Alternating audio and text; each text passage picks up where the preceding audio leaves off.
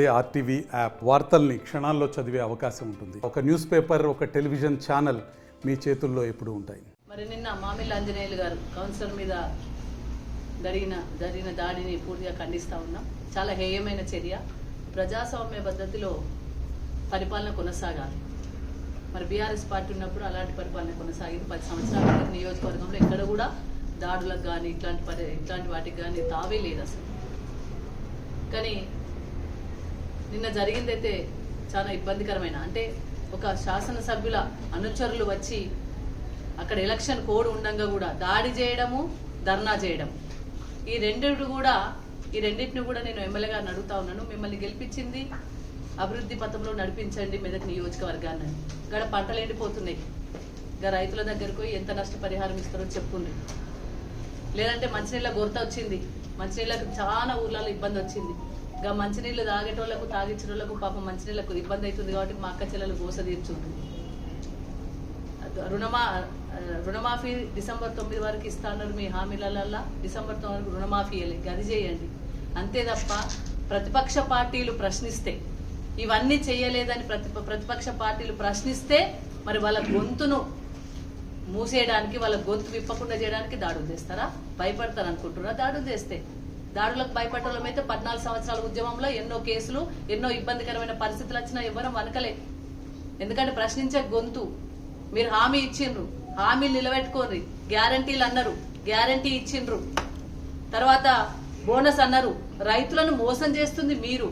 వాళ్ళందరూ తిరగబడతారని అక్కడికి వెళ్ళి మీకు తీవ్రమైన వ్యతిరేకత వస్తుందని చెప్పేసి మరి ప్రతిపక్ష పార్టీలు మాట్లాడుతుంటే, ప్రతిపక్ష పార్టీలు ప్రజల పక్షాన్ని నిలబడి మాట్లాడుతుంటే వాళ్ళు గొంతు నొక్కడం కోసం మీరు దాడులు చేయిస్తారా? ఇదేనా మీ పద్ధతి? మిమ్మల్ని గెలిపించిన దాడులు చేయడం కోసమేనా? అంటే ఎవరు దాడులు చేస్తారా? అంటే మీకే ఉందా బలగం? మాకు లేదా బలగం? మా బలగం కూడా ఉంది, కానీ మాకు సభ్యత ఉంది, మాకు సంస్కారం ఉంది, మాకు విజ్ఞత ఉంది, మాకు ప్రజల పక్షాన మాట్లాడే హక్కు ఉంది. కాబట్టి మేము మాట్లాడుతున్నాం. ఏదన్నా మీకు ఇబ్బందికరమైన పరిస్థితులు వచ్చినప్పుడు పోలీసు వ్యవస్థ ఉంది, చట్టం ఉంది, న్యాయం ఉంది. ఆ పరంగా వెళ్ళండి. మీ నాయకులు మాట్లాడుతున్నారు ఇష్టం వచ్చినట్టు, మీ శాసనసభ్యులు మాట్లాడినరు, శాసనసభ్యుల వాళ్ళ నాన్న మాట్లాడుతున్నాడు, ఎటువంటి అంటే మాట్లాడుతున్నారు. అయితే మేము వచ్చి దాడులు చేసినామా? మేము కూడా ఒక వేదికను ఎన్నుకున్నాం, ఆ వేదిక ద్వారా ప్రశ్నించినాం, ఆ వేదిక ద్వారా మాట్లాడుతున్నాం, ప్రజల పక్షాన నిలబడ్డాం, ప్రతిపక్షంగా మాట్లాడతాం కూడా. మీ లెక్క పార్టీలు మార్చిందని చెప్పేసి ఆంజనేయులు గారిని పార్టీ మార్చినావు. అవును, వాళ్ళకి ఇబ్బందికరమైన పరిస్థితి వచ్చింది, వాళ్ళు నమ్ముకున్న నాయకుడు టికెట్ రాలే కాబట్టి వాళ్ళు పార్టీ మార్చారు. మరి మీకు ఎమ్మెల్సీ ఇచ్చి, మీ నాన్నకి ఎమ్మెల్సీ ఇచ్చి, మీ నాన్నని ఎంపీ టికెట్ ఇచ్చి, తర్వాత ఎమ్మెల్యేని చేసి, తర్వాత 2 టికెట్లు కూడా ఇవ్వకపోతే 1 టికెటే ఇచ్చిందని చెప్పి మీరు పార్టీ మారిండ్రు. ఒకరోజు 3 కండువాలు వేసుకున్నారు. మీ సంగతి ఎవరికి తెలియదు? మీరు ఇవన్నీ చేయొచ్చు. మీరు మాట్లాడు మాత్రం ఎదుటి వాళ్ళని కించపరిచే విధంగా మాట్లాడు. ఒక కౌన్సిలరు, మీరు మున్సిపల్ మీటింగ్ లో ఒక కౌన్సిలర్ మీద ఆ విధంగా మాట్లాడతారా? అదేం పద్ధతి? ఫస్ట్ మీరు మాట్లాడడం నేర్చుకోండి. గౌరవించిన ప్రజాప్రతినిధులుగా ఎందుకై వచ్చిండ్రు? వాళ్ళు ప్రజలు ఎన్నుకుంటూ వచ్చిన వాళ్ళు, వాళ్ళని గౌరవించడం నేర్చుకోండి. వాళ్ళు క్వశ్చన్ చేస్తే సమాధానం చెప్పండి. లేదంటే వాళ్ళు ఏం చేసిండ్రు, మీరేం చేసిండ్రు మాట్లాడండి. అది ఒక పద్ధతి ఉంటుంది, ఒక వేదిక అవుతుంది.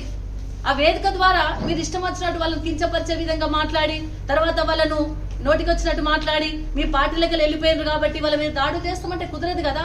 వాళ్ళకు ప్రజాస్వామిక పద్ధతిలో వాళ్ళకు హక్కు ఉంటది. ఎవరైనా ఏ పార్టీలకైనా పోవచ్చు. మీరు పోలేదా?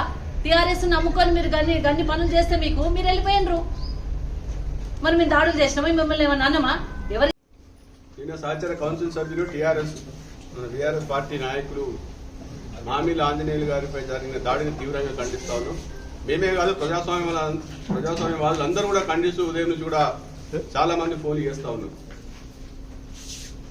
దయచేసి ప్రజాస్వామ్యబద్ధంగా ఏదైతే అవకాశం ఉన్నదో మీ వేదికల మీద మీరు మాట్లాడుకున్న సందర్భాల్లో మా అంతర్గత పార్టీ సమావేశంలో వ్యక్తిగతంగా ఆయన పేరును కానీ, ఎమ్మెల్యే గారి పేరును కానీ, ఇంకోటి దూషించింది లేదాడ. మొన్న జరిగిన మున్సిపల్ కౌన్సిల్లో జరిగినటువంటి రసాబస అయితే ఏదవుతుందో కార్యకర్తలందరూ కూడా మాకు వందలాది మంది ఫోన్లు చేసి అసలు ఏం జరిగింది, ఆయన అట్లా మాట్లాడిన ఎమ్మెల్యే గారు అట్లా మాట్లాడడం కరెక్ట్ కాదు కదా, మీరెందుకు ఖండించలేదు అనే ఫోన్లో మాట్లాడినప్పుడు ఆ రోజు కౌన్సిల్లో మాట్లాడిన విషయం చాలా మంది మీడియా మిత్రులు కూడా ఉన్నారు. మేము ఎక్కడ కూడా ఆయన కిచ్చపరచాలనో లేకపోతే ఆయన తక్కువ మాట్లాడే సందర్భంలో నువ్వే అమ్ముడు పోయినావు ఆరోపణలు చేసినప్పుడు ఆయన ఏదో వ్యంగ్యంగా మాట్లాడి చేసిన దానికి అది కౌన్సిల్ సమావేశంలో ఎమ్మెల్యే కాబట్టి ఆయనకి ఏదో సారీ చెప్పి ఇక్కడ కార్యకర్తలకు అందరికీ ఆ విషయాలు తెలియక ఏం జరిగింది కార్యకర్తల క్లారిఫికేషన్ కోసం సోషల్ మీడియాలో సారీ చెప్పిన విషయాలు ఇంకొక విషయాలు చెప్పినప్పుడు ఆయన రోహిత్ గారినో లేకపోతే ఇంకోరు పేరు తీసుకొని ఆయన మాట్లాడలే కేవలం సోషల్ మీడియాలో ఇట్లా కొంతమంది ఇట్లా మాట్లాడుతున్నారని అనరాని ఒక పదం మాట్లాడినందుకు అదేదో ఆయనని ఆపాదించుకొని ఆ ఎమ్మెల్యే గారిని నన్నే దూషించారని చెప్పి వాళ్ళ కార్యకర్తలు రెచ్చగొట్టి మరి వారి ఇంటి మీద దాడి తీసుకోవడం మేము తీవ్రంగా ఖండిస్తా ఉన్నాం. ఎవ్వరు తాటాకు చెప్పులకు కూడా భయపడే లేడీడా బరాబర్ ఈట్గా జవాబు పత్తర్ సర్దేంగి అన్నట్టు తప్పకుండా సమాధానం ఉంటుంది. ఏం చేసినామని బరాబర్ ప్రశ్నిస్తాం. ఇలా మేమే కాదు ప్రతిపక్ష పార్టీకి మేము ప్రశ్నిస్తాం. 100 రోజులు అవకాశం ఇవ్వమని ఇచ్చినాం. 100 రోజులలో మీరు ఏం చేసినా గది చెప్పుకోవాలి.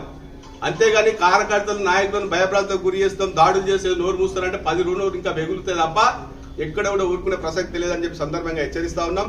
మేము ఏమంటా ఉన్నాం, ఇంకా స్టార్ట్ కాలే ప్రతిపక్ష పాత్ర, ఇంకా పూర్తి స్థాయిలో స్టార్ట్ కాలే.